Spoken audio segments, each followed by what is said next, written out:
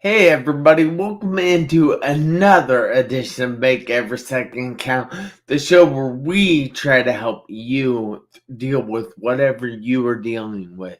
Now, on this show, I introduce a new guest every week, and I am your host, Jeff Marconette Jr., the award-winning international Make Every Second Count speaker. But I ask you guys if you would please like this. Give us all kinds of hearts. Give us frowny faces. Give us sad faces. Give us cry faces. Hey, you can even give us angry faces. Just help us trick the algorithm on any of the social media networks that we're on. So I thank you guys so much. And please keep the comments coming. Ask as many questions as you would like to have answered, and I will make sure they get answered. But with no further ado, I would like to introduce you to my friend adventure in widowhood, Nina. Hi, Hi, Nina. How are you doing this evening? I'm doing fantastic, and I hope all of your listeners are doing fantastic too. I mean, it's a new year, it's a new start. Everything is better. Awesome. So, how exactly do you pronounce your name? I know, but we want to make sure everybody else knows as well. Okay, it's actually pronounced be shear. My husband was an ag teacher, and he used to explain it. It's like a bee shearing a sheep. A bee shearing a sheep. So it's That's just bee shear. interesting. It is, yeah. All right. So, where are you from, Nita? I live in southeast Oklahoma. Well, that's cool. In a big city, small town. What? I live in a rural area. I have recently moved closer to town. Now, Well, that's you cool. Well, the town is it's still small. I mean, you would probably still call it a small town, but my kids felt more comfortable with me being closer to getting help if I needed help, and I liked the house, so I was good with the move. Well, that's good. And I have to ask, Nita, what is it that you do now? Okay, so now I am a speaker and an author, of course, and I coach widows, or I mean, it wouldn't have to be a widow, it could be someone in midlife, but usually it's widows because they struggle with how to not just survive the rest of their life, but to actually live it and live the best life they can, enjoy it without the guilt. Yeah. And I'm curious now, why exactly widows? What caused you to want to reach Okay, out to so because widows? as you know, I am a widow, Well, I and know, but the other yeah, but people your might audience not. doesn't, right? Um, and I really, honestly, which you probably don't know, I went into a spiral after my husband died, and it took Ooh, me about 10 years to start to come out of it wow. and start to live. And I was like, Wow. you don't have to spiral that long. So, And yeah. what was your spiral like? I mean, what did you experience during the spiral, as you say? As I call it a spiral. Well, actually, it's weird because you don't experience. I mean, you think, or I did. I thought I'm doing okay. I'm taking one step a day. I'm doing something. I'm getting up every morning. I'm going to bed every night, but I wasn't sleeping. I wasn't eating properly. I wasn't enjoying life. I was like I was on a treadmill and I wasn't going anywhere. I was moving, but I wasn't doing anything. And when I started to come out of it, then in hindsight, I could look back and go, "Oh, you were really not doing well." So, and my house wasn't clean. I mean, just things that I normally did, I Well, didn't do. don't worry, my house isn't clean now. Well, mine isn't now either, but it was worse when I was in the spiral because I would just keep piling things. So, what was it? It was it depression or? It was depression. It was, and then after he died, which was, I mean, several years, a couple of years after he died, then I did. I had a heart issue, which that did just as much for me as his death as far as messing me up. And then a couple of years ago, of course, I was coming out of the depression by then. I went and had a minor accident and shattered the tibia plateau, the bone that's just below your knee joint. Yeah. And so I was, which this sounds really weird for me to say, because I was off my leg for 3 months, absolutely no weight on it. Oddly enough, that wasn't depressing for me. I mean, I was able to. There was moments, but I was able to work through it. And but everybody has their own. Like that didn't really depress me. That gave me a fight. I'd come out of the depression. I'm like, no, this ain't stopping me. I'm going to keep going. And and again, of course, I know people have worse. I know you had a worse injury, but you can't compare what you have. You can't compare your pain to someone else's pain because everybody's pain is different and everyone is different and everyone responds different. So just because someone else's pain might look worse, yours is as bad to you as it is to you. Does that make sense? Yes, it does. Now, I just want to point out two different things here. So we actually have some people watching with us. We have my dad, Jeff Marconette, because I'm Jeff Marconette Jr. I'm not sure where he's at right now, but I hope he's having a good time. And then we have Miss Rhoda King. I met her in Kenya, in Nairobi, Kenya, and now she is back home in Liberia. So she is a pretty awesome person. And Yeah, she says, "Thank you for sharing your story, Nita." you're very welcome. Yeah. It's I find that sharing my story helps other people to It, relate or to know, it's like say, and like I've been a widow for 16 years. And sometimes still yet when I say something about my husband and then someone will say, well, how long have you been a widow? I say 16 years. And they give me this look that I interpret as, oh, it's been 16 years. Why aren't you over it yet? And that's not what they're thinking. And I want people to know you can't read people's minds. You can't know what they're thinking when they look at you. If you think it's been too long and you should be over it, first of all, you don't get over the death of a loved one, any loved one.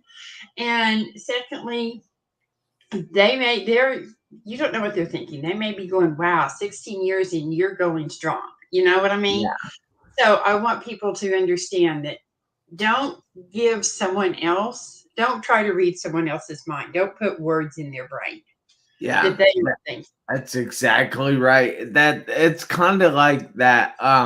Don't judge a book by its cover. Exactly. You Yeah, you shouldn't judge what somebody else is thinking or even how they're going to react to your situation, because each and every person out there is different in the world today. it is. So I thank you so much for going into your spiral, as you call it, with me and my viewers. But I want to know what was all right, what was the number one tool that you use to get out of your funk or spiral? Okay, this is going to sound weird because I was running away. I would go a lot of places, but I got up, I got dressed, and I made my bed. Got And up, got dressed, and made your mhm, bed. mhm. That's great. That the I believe the armed services are all like that. Yeah, You have to get up, get dressed, and make your bed. But your corners have to be perfect in the military. And yeah. did Luckily, I'm were not in the military. oh, your corners weren't perfect? Perfect. Well, But I'm but you sorry to see, hear that. here's the thing I'll share with you and your viewers. Before I started making my bed, there were days, weeks, when not only did I not make my bed, there wasn't a sheet on my bed. I would get ready to go to bed and I'd look at it and go, huh. And I'd just throw a blanket down and lay on top of the blanket. Or I'd got to, maybe the bed would be made, but I would have things piled because I have a double bed. I'd have things piled. So I was only sleeping on half the bed. And when I moved all the things off the bed and I made the bed right with a bottom sheet, a top sheet, and a blanket, the whole 9 yards, except in the summer. Top sheet's all it gets in the summer. But when I did all that, it made a huge difference. It is like, okay, now you're ready for the day. Your bed is made. You can do whatever today. I don't know There, why that is. that's actually a thought. I forget who says it, but like when they go to start a new something new, their day has to always start with the same thing. And if you do that, just like I do with my little, I am so thankful to be given today, and I will make it a great day talker post that I do on Facebook every Mhm. morning. It starts my day off on the right foot. And I absolutely love that I when I can start my day off right, because my day is completely different. You see, if I would get up and I Mhm. would say, hey, that post doesn't matter, I don't need to do that. Well, first of all, I would have people checking on me, calling me all day, like, what's wrong with you? You would. But I don't know how my day would actually go if I didn't do something I thought I needed to do each and every morning. Mhm. Yeah. Yeah, if you didn't post it, like you said, there would be several because there's been mornings when I got, wait, where's this post? And I've looked late, so when I go back, I can find it. So yeah, Yeah. you would have people looking for you. But the other thing is, it sets your routine up, and if you don't do it, your routine is off. So you're just off center all day, and you can't get back on center. If I haven't made my bed, which happens very rarely, when I'm like, okay, just go make the bed. Then I can get back on track and I can get things done. But if I make the bed to begin with, it's just all done. It's easy. I'm ready to start my day. Yeah. So, guys, in the comments, tell us something that you do each and every morning to start your Yeah, day. that I'm would be interesting. interested in reading the things that you do every day to start your morning off right. And I want to say hi to Alicia Kaiser too. She just joined the show. Hi, Alicia. So, Alicia. Alicia. So, I have to ask, what do you have any other ideas that helped you out in getting over your spiral, getting to deal with the loss of your hubby? Yeah, a couple of things. And this one I found just a couple of years ago, and it's called a joy jar. And it can be anything. Mine is actually a bowl. Um, yeah, and then you put little notes to yourself in it throughout the month, year, when you do something that brings you joy, that makes you happy, makes you smile. You make a little note and you put it in there, and then at the end of the year, you get to look at it and see all of the cool, wonderful things you've done all year. But I used it. I mean, I used it for that, but then I also used it when I was having a really bad day. It's like, okay, what have I had good happen to me? And then I could get them out and look at it.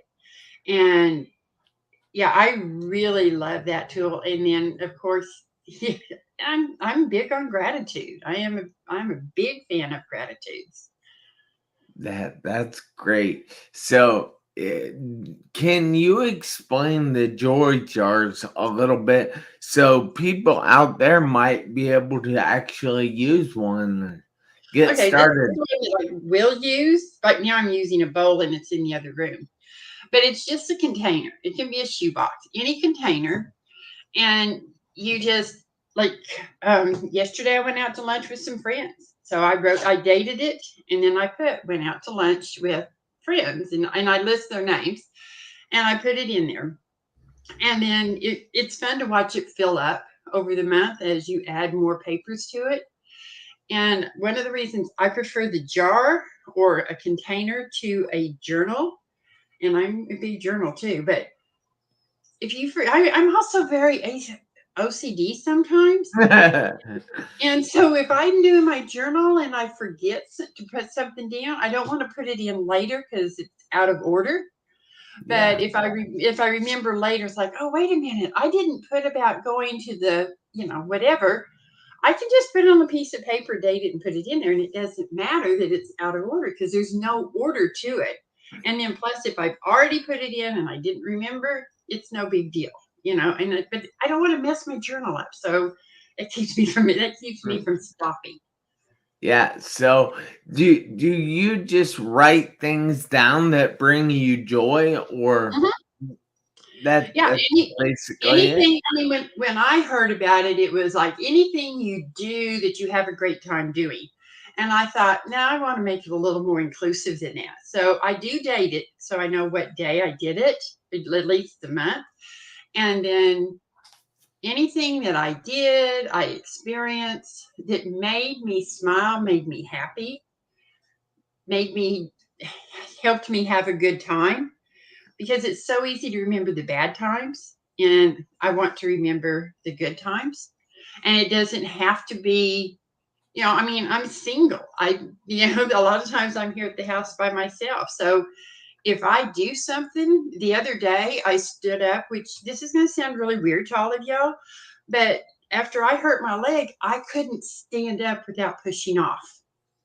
And so I stood up out of the chair the other day and I went, wait, how long have I been doing this? I don't know, Yeah. but I wrote it down. I stood up in the chair without pushing off because it was exciting to me.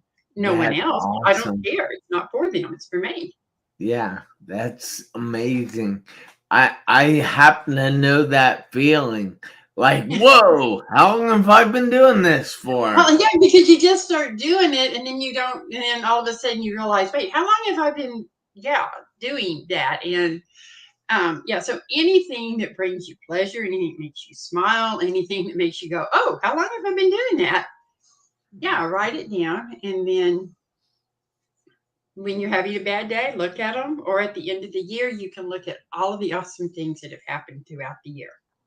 Yeah, wow. That is something that I think each and every person out there can do because it's not Oh, yeah. hard.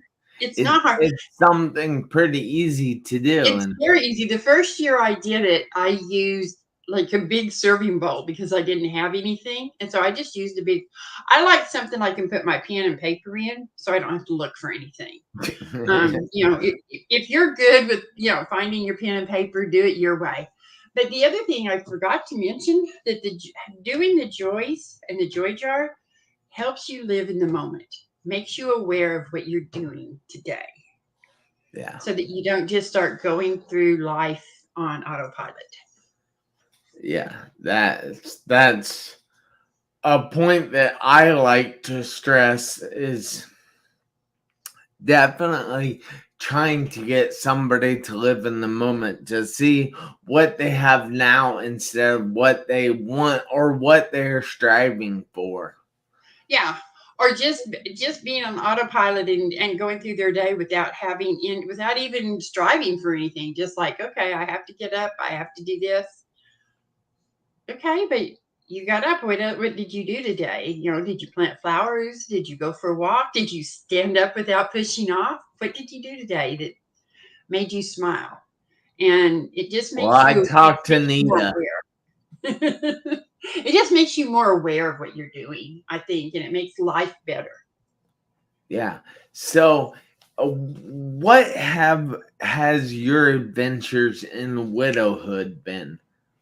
Okay, well, so I wrote a book or two, um, Beyond the Grief of Widows Survival Guide was the first one, and it's pretty much for new widows. And then I put together a journal, which is a guided journal for widows, so they can tell their love story. And um, I've done that. I've done some speaking, and I have really embraced adventure. Right now, a friend and I are doing Route 66. For those of you that don't know, Route 66 went from California to Chicago, or Chicago to California, depending on where you live. And, and Oklahoma has the most part of Route 66 still in existence, and they have embraced it. So you can drive Route 66 all the way from eastern Oklahoma to western Oklahoma, anyway, and there are places to stop. There are landmarks to see along the way. And so she and I have been doing that in spurts over the weekends and stuff. And that is a lot of fun to drive the road like that. Yeah. Do you wear a cowboy hat? I don't. I usually have my jeans and t-shirt on. Although we did while we were doing it, we found this this car museum in one of the towns, and they have a car. I forget what kind it is, but it's a 1922 car, so it's 100 years old. And they give you rides you have to sign up for the rides. So in September, I think, we went, and we dressed in like 20s clothes and went for a ride in the 1922 car. That's awesome. So fun. Yeah, I bet you can't drink in that car. I bet it's a prohibition car. It's a prohibition car. I'll have to ask her if I can drink in it, because we're going to do it again. I'm like, hey, can I? Yeah, I'm not driving, so can I have some? Even though I don't like booze, I'll pretend I do. It's like, can I have some booze in this car? No, you probably can't, but it's actually illegal to have an open container in a car. So it is, and I am a big anti-drinking and driving person anyway, so that would be kind of that I could have a root beer. Yeah. Wow. Rhoda said she listens to a song "Lean on Me," lyrics Bill Withers. Sometimes in our lives we all have pain, we all have sorrow, but if we're wise, we know that there's always tomorrow. Lean on me when you're not strong. I'm not gonna read all that, but thank you for telling us all that. Those are the lyrics. Yeah, definitely. So you talked a little bit about a book, or numerous books actually. How exactly can people get a hold of those if they want to? Okay, the books are actually on Amazon. Just type in my name and they're on Amazon. Or you can send me a direct message on Facebook on Widows Adventures in Widowhood, and I can make sure you get a copy.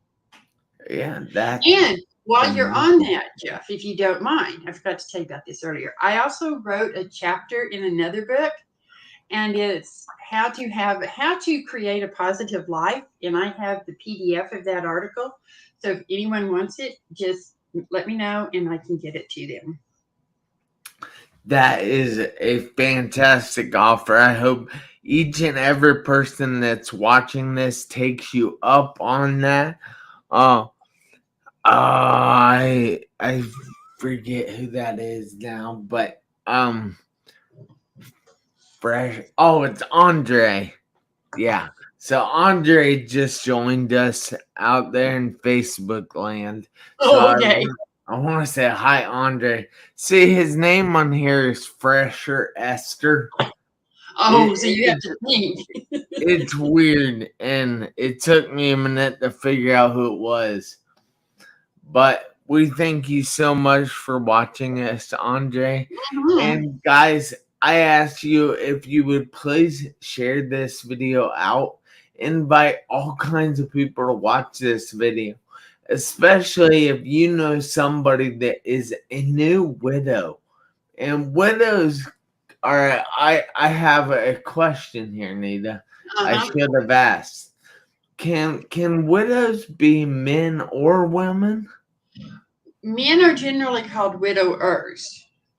Oh, You all add the right. er, you add the so your dad is a widower. All right. So, but are you able to help widowers too? I could try, probably not. You guys are really cool. Men are cool creatures, but you think different. You So don't have to sugarcoat it. and so I'm not sure. I would be willing to talk to someone and see if I could help them. We could see if we were a good fit. But as a general rule, I'm not a good fit for a man because men just think different, or maybe women think different. I don't know, but we Oh, usually come at it from two different angles. yeah, exactly.